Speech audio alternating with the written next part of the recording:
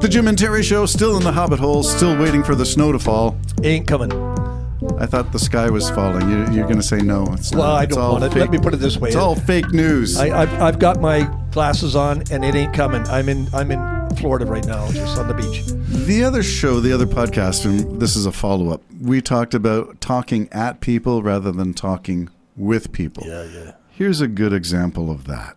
What's a dimmy? What's a dimmy? You're a dimmy as well. Why, I'm In a this dimmy. country, yeah, I'm yes, a dimmy. You are in To this who? country. To who? To who? To the British government. Come on. To the British Come on, government. yes, you don't are. even know what a dimmy is, do you? Yeah, I do know what it is. What is a dimmy? I do know what it is. What is a dimmy? Yeah. You are a dimmy as well. What is it? You are as well. You are You're a identifying third-class me as citizen. something. You're a third-class What citizen. is the thing you're You're a identifying me as? third-class citizen. That's Yes, what these you are nice sound bites, Yeah. but try Like having you're it. doing, like exactly what you're Try doing. having Exactly what you're doing. The More Christians- logic, the Christians less and heat. Muslims live together. more logic, I'm talking logic. less no heat. heat. More You're attacking logic, the Muslims. What less am I supposed heat. to do? Just take more your, logic, just take, yeah, there is less logic. heat. Yeah. More No, logic, yes. less heat. Yes, you're a dimmy as well. Right, so calm down. You're a dimmy Let's as well. try and have a So conversation. we're here in the UK, yeah? All right, that was just, I don't know, was that 30 seconds? I don't even think it was 30 seconds. I don't know. Where it's taking place is Hyde Park, London, and that's a conversation. This fellow is a Christian, but his challenge is to the Muslims in attendance who always want to debate. But a debate is actually stopping, listening, being respectful, waiting for the person to stop. Then, may I speak? Yes. Okay. Here's what I think about what you just said. And I will go on for 30 seconds, a minute. Okay. Now, what do you say about what I just said? Yeah. Okay. I'll be quiet. I'll listen to you. Here's your 30 seconds, blah, blah, blah, blah, blah. Where is that? This is a public square, so it is a speaker's corner. Your right to exercise free speech. But that was a whole bunch of, This has become the latest trend, and I see it everywhere.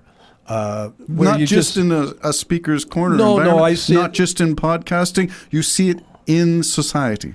Yes, I do. Shouting over if you got an opposing argument, you just shout the other person down. So I guess in reality, if you're a bully enough person, you can just out volumize whatever the argument So is. the loudest I don't voice even know wins? who was who on that conversation. So that's how confusing that ended up getting. I don't know who was for what or for why. You did not watch the video, which I had on my phone playing with the audio. It was all you got to hear in your headphones. Yeah. And you couldn't tell. I couldn't tell. Well, what if you heard this thing? Calm down. More logic, less heat. More logic, less Was that what he heat. was saying? More logic, less heat. The heat meaning the elevated voices that are going up and up and up and up. You're a dimmy. No, you're a dimmy. You're calling me a dimmy. What do you mean by a dimmy? What is a dimmy? Well, in Islam, that's a person who is a third-class citizen or a slave, that kind of thing. And the one's calling the other, and it goes on and on and on. Am I a Jimmy Dimmy? You're a Jimmy. You're a dimmy, Jimmy. Okay. My point was not to pick on Islam or to pick on anyone, but to talk about the style of conversation. This is Speaker's Corner, so I expect there's going to be, the old preacher on a soapbox. Talking, Bible thumpers is what we used to call that kind of presentation. It was a shtick. It was get up there on your soapbox and preach out loud. And there'd be hecklers in the audience and what have you, but you usually got through your thing and then you'd step down off your soapbox and you would meet with people who disagreed with you. And you'd have a conversation. And the conversation seems to be lacking. There's a street preacher that I see. Not very often. I don't really follow the guy, but he's good. I got to admit he's good. He was a Christian, fell away, came back, and is just fanatical. So he has podcasts, everything else, and he goes to the street. And I thought he was pretty good. Someone would come up and challenge him, and then he'd go, well, where'd you get that? And then the guy would say something. You'd go, well, did you know that this said this? And he didn't elevate it. It didn't seem to elevate up. Keep the voice calm. Almost like okay, some people you're not going to convince. No matter how much you scream and yell. Yeah. And then the more you scream and yell as a Christian, you're going to not look like a Christian. Yep. You know what I mean? So bad look. Best to do is just to say, I hope we can work this out or walk away, I guess.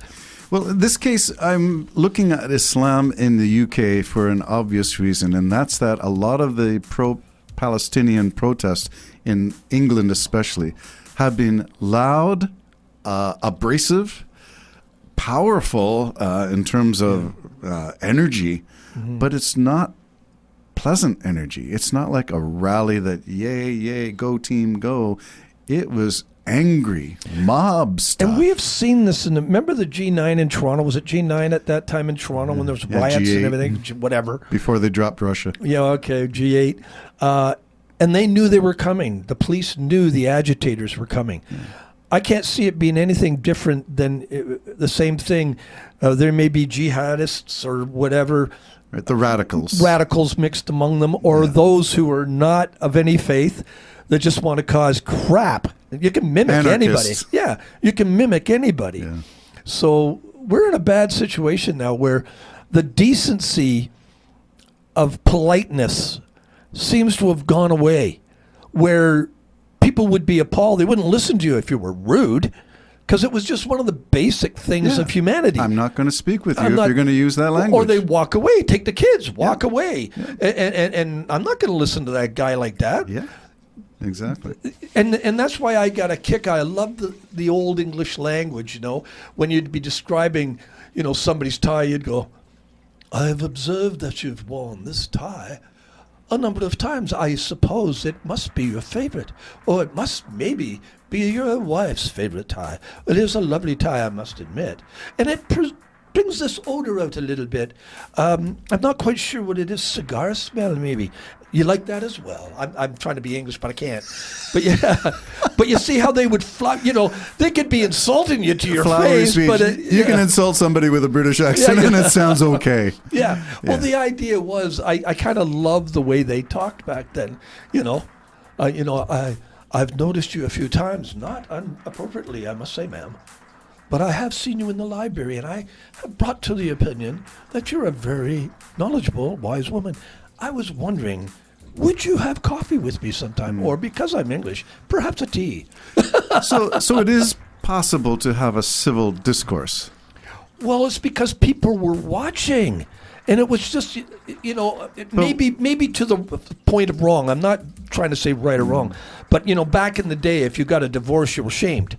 You know, it wasn't something you paraded down the streets that you were divorced, you know, or you're thinking of getting a divorce. Isn't it still that way? You're not proud of it? It's just well, the way no, but I mean, it's just, I don't know what other way to use it. There was a time that human beings would civilly talk, to one another. And then it just became, all of a sudden, these shouting matches. Our politicians embarrass me, you know, and all of it. And Trump, you know, beat the hell out of the guy. I'll pay for your lawyer. And I'll pay for your lawyer. Number one, you're not going to pay for anybody's lawyer. That guy will never see you again. Number two, you want the guy to get the hell beaten out of him. Yep. Oh, and you want to be president for all the people. You're pointing out the obvious to me, my friend. So let's try to understand that, number one, we are at this place where it is uncivil, where ad hominem attacks, where you just say, well, your nose is big anyway, so I'm not going to listen to you. Where you make fun. Trump does this all the time. It's easy to make fun of Trump because he does it all the time. But these things that we loathe in common discourse are exemplified in the public space. Whether it's politicians, whether it's CEOs, name calling seems to be a go-to when you want to be the bully. And I hate it. Yeah. Like, for instance, let's take the recent election in New York for the Senate to replace Santos. Yes. That person lost. Instead of Trump going, well, the people made a mistake. I'm telling you right now, that's a fine person. She's foolish, stupid. You know, if she had just talked about me, she would have won, because me, and I'm a me, and it's me, and I'm the me. You got to see, I'm the me. Look at me. You do portray it well, but yes, that was true. That's what happened. Instead of what happened to accepting that she lost, she did kiss the royal ring. Yeah. She did extol Trump during her campaign, but she lost. Yeah. And it wasn't even close. It was an 8-point spread or something in the end. Instead of, when do you throw everybody under the bus that's your own? Well, that is everything Trump touches dies. It's part of that symptom. I mean, it's just unbelievable the way in which this person treats people. So that's what we've got in society, and I do blame him a bit for the the way it rose. Up in this lying. Like, people can just lie. I mean, they just lie. Mm-hmm. Everybody's starting to do that. So how do we get to that place where that becomes I'm common? going to leave this place and go out into my Mercedes, okay? And I'm going to drive home, and my driver's going to drive me safely back to Pefferlaw. We may stop for some caviar somewhere along the way. I'm just a humble guy. That was all bull, folks. I don't have a Mercedes. I don't have a driver. And I don't even know if I've had caviar before. I'd like to try it.